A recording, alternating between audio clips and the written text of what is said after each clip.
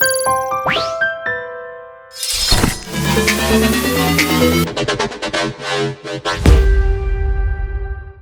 Everyone, welcome to Tutopia exam YouTube channel.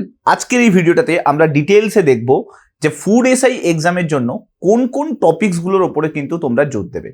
দেখো, জিকেতে কিন্তু 50 নাম্বারের কিন্তু কোয়েশ্চেন থাকে, ঠিক আছে? 50 মার্কসের কিন্তু জিকেতে কোয়েশ্চেন থাকবে, ম্যাথে থাকবে 50 নাম্বারের কোয়েশ্চেন। তো তোমাকে যেটা করতে হবে সেটা হচ্ছে ফুড এসআইতে কিন্তু 50-এর 50 কিভাবে পাবে, তার জন্য কোন কোন টপিককে শেষ মুহূর্তে তোমরা কিন্তু ভালো করে জোর দেবে, আজকের এই ভিডিওটাতে কিন্তু সেই ডিটেলসটা কিন্তু পেয়ে যাবে। নাও প্রথমে আসি যে কোন কোন বিষয়গুলোর ওপরে কিন্তু জোর দেবে। এখানে দেখো ভালো করে বলা আছে যে ইম্পর্টেন্ট টপিকসগুলো কোনগুলো। দেখো এখানে একটা লিস্ট পেয়ে যাচ্ছ, এই লিস্টে ভালো করে খেয়াল করো। জিওগ্রাফিকে আমি 1 নম্বরে দিয়েছি, তারপরে আমি পলিটিকে 2 নম্বরে দিয়েছি, 3 নম্বরে কিন্তু ইকোনমিকে দিয়েছি।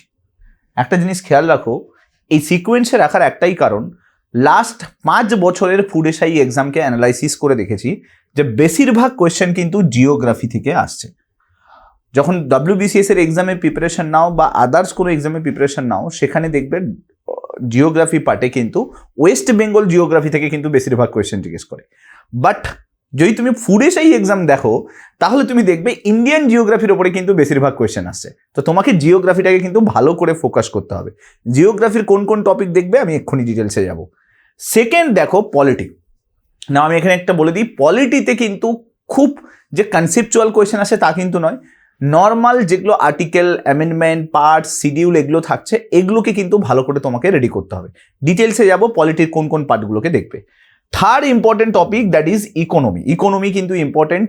তারপরে তুমি যদি দেখো হিস্ট্রি থেকে খুব একটা বেশি ফুড এসআইতে এক্সাম জিজ্ঞেস করে না, তবে বর্তমানে যেহেতু 6টা শিফটে এক্সাম হতে পারে, তার জন্য হতেও পারে হিস্ট্রি থেকে কম কোয়েশ্চেন কিন্তু বাড়তে পারে। লাস্ট যেটা most important topic, static GK, ঠিক আছে?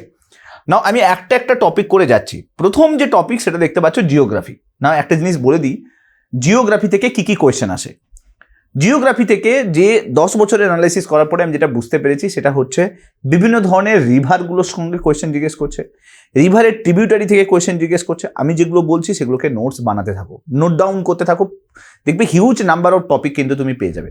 তারপরে তুমি যদি দেখো রিভারের ওপরে যে ড্যামগুলো আছে সেগুলো জিজ্ঞেস করছে, কোন রিভারের ওপরে হাইডাল প্রজেক্ট কি রয়েছে, অর্থাৎ জলবিদ্যুৎ কেন্দ্র যেগুলো তৈরি করা হয়েছে সেগুলো থেকে কোয়েশ্চেন জিজ্ঞেস করছে। তারপরে আমি যদি দেখি রিভার, তার সঙ্গে সঙ্গে ওই রিভারটাকে কিভাবে ইন্টারলিঙ্ক করা হয়েছে, কোন রিভারের সঙ্গে ইন্টারলিঙ্ক করা হয়েছে, ওটা থেকে কোয়েশ্চেন এসে। এরপরে আসি আমি ডাইরেক্টলি যদি আমি দেখি ফিজিওগ্রাফি। ওকে, নাও ফিজিওগ্রাফি এই পার্টটা থেকে কি জিজ্ঞেস করছে আমি যদি একটু বলে দিই। এই ফিজিওগ্রাফি থেকে যে কোয়েশ্চেনগুলো জিজ্ঞেস করছে তার মধ্যে প্রথম কথা তো কি, ফার্স্ট ইম্পর্টেন্ট জিনিস যেটা সেটা হচ্ছে মাউন্টেন থেকে কোয়েশ্চেন জিজ্ঞেস করছে। ওকে, মাউন্টেন এবং পিক যে কোয়েশ্চেনটা, সেই পার্ট থেকে কিন্তু কোয়েশ্চেন পাবে। সেকেন্ড তুমি কি পাবে, যে ওই যে হিমালয়ের যে টাইপসগুলো, সেই হিমালয়ের টাইপসগুলো থেকে কোয়েশ্চেন জিজ্ঞেস করছে। ট্রান্স হিমালয়, হিমাদ্রি হিমালয়, হিমাচল হিমালয়, তো ঠিক আছে, এই পার্টটা থেকে কোয়েশ্চেন জিজ্ঞেস করছে। আর যেটা জিজ্ঞেস করছে সেটা হচ্ছে কোন স্টেটের হাইয়েস্ট পিক কী রয়েছে, যেমন তোমাকে বলতে পারে গুজরাটের হাইয়েস্ট পিক কী রয়েছে, ইউপির হাইয়েস্ট পিক কী রয়েছে, এগুলো থেকেও কোয়েশ্চেন জিজ্ঞেস করছে। আচ্ছা, এরপরে যদি দেখি আমরা মাউন্টেন যদি ছেড়ে দিই, এরপরে মিনারেলস থেকে কোয়েশ্চেন জিজ্ঞেস করছে, মিনারেলসের র্যাঙ্কিংগুলো, এগ্রিকালচারের যত র্যাঙ্কিং আছে সেগুলোকে ভালো করে তৈরি করে নেবে। তারপরে যদি দেখি বিভিন্ন thermal power project, hydel project, nuclear power project, সেগুলো থেকে কোয়েশ্চেন জিজ্ঞেস করছে। সোলার মোস্ট ইম্পর্টেন্ট টপিক, কারণ সোলার থেকে প্রচুর কোয়েশ্চেন কিন্তু জিজ্ঞেস করছে। বর্তমানে কিন্তু সোলার নিউজেও আছে বিভিন্ন সময়, হাইয়েস্ট এবং লার্জেস্ট এগুলো সম্বন্ধে জিজ্ঞেস করতে পারে, যে লার্জেস্ট সোলার প্রজেক্ট কী রয়েছে বলো, লার্জেস্ট হাইডাল প্রজেক্ট কী আছে বলো, লার্জেস্ট থার্মাল প্রজেক্ট কী আছে বলো, এগুলো উইন্ড পাওয়ার প্রজেক্ট সম্বন্ধেও জিজ্ঞেস করতে পারে। ওই পার্টটা রেডি করবে। আর লাস্টে মোস্ট ইম্পর্টেন্ট জিনিস আরেকটা যেটা, সেটা হচ্ছে সেন্সাস। মনে রাখো, সেন্সাস থেকে কিন্তু প্রচুর কোয়েশ্চেন কিন্তু জিজ্ঞেস করতে পারে। সো সেন্সাস কিন্তু তোমাকে রেডি করতে হবে। ওয়েস্ট বেঙ্গল সেন্সাসটা আমার মনে হয় না যে খুব একটা বেশি দরকার আছে, তবে ইন্ডিয়ান সেন্সাস কিন্তু ভালো করে রেডি করে যাবে। তো জিওগ্রাফিতে আমি অনেকগুলো টপিক বলে দিলাম যেগুলো থেকে কোয়েশ্চেন আসার চান্স রয়েছে। এরপরে আসি আমি সেকেন্ড যে টপিকটা, সেটা হচ্ছে পলিটি এবং গভর্নেন্স। না, পলিটি গভর্নেন্স থেকে আমি একটা জিনিস বলি, সেটা হচ্ছে তোমাকে প্রথম যেটা ফোকাস করতে হবে সেটা হচ্ছে আর্টিকেল।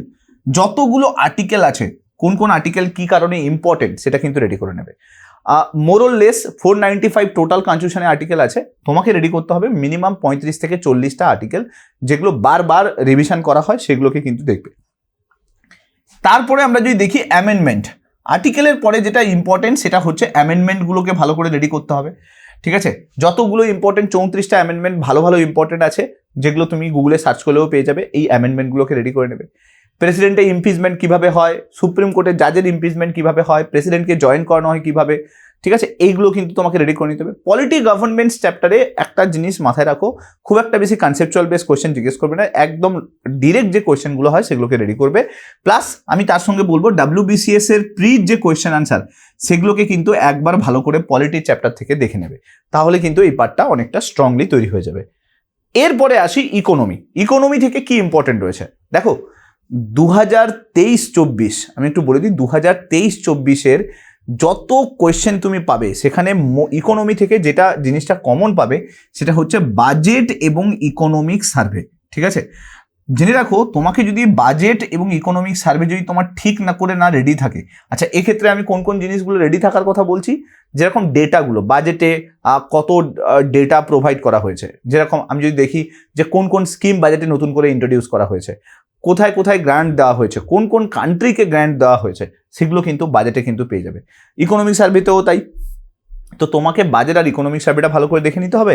আর তার সঙ্গে সঙ্গে যেটা দেখবে সেটা হচ্ছে ব্যাংকিং পার্টটা। এই ব্যাংকিং থেকে কোয়েশ্চেন জিজ্ঞেস করতে পারে, কারণ বিভিন্ন ব্যাংকগুলোকে মার্চ করা হয়েছে। তো তোমাকে স্টেট ব্যাংক অফ ইন্ডিয়া কবে তৈরি হয়েছে, রিজার্ভ ব্যাংক অফ ইন্ডিয়া কবে তৈরি হয়েছে, তার সঙ্গে সঙ্গে তোমাকে এটাও জিজ্ঞেস করতে পারে যে এই মুহূর্তে পাবলিক সেক্টর ব্যাংক কটা রয়েছে, প্রাইভেট সেক্টর ব্যাংক কটা রয়েছে। তো এই ব্যাংকিং পার্টটাকেও কিন্তু একটু ভালো করে রেডি করে নেবে, ঠিক আছে। ইকোনমি পার্টে খুব বেশি জিজ্ঞেস করে না, খুব বেশি কোয়েশ্চেন জিজ্ঞেস করে না, যে কটা কোয়েশ্চেন জিজ্ঞেস করে সেটা কিন্তু এই দুটো পার্ট যদি তুমি ভালো করে রেডি করে থাকো তাহলে কিন্তু হয়ে যাবে, ঠিক আছে।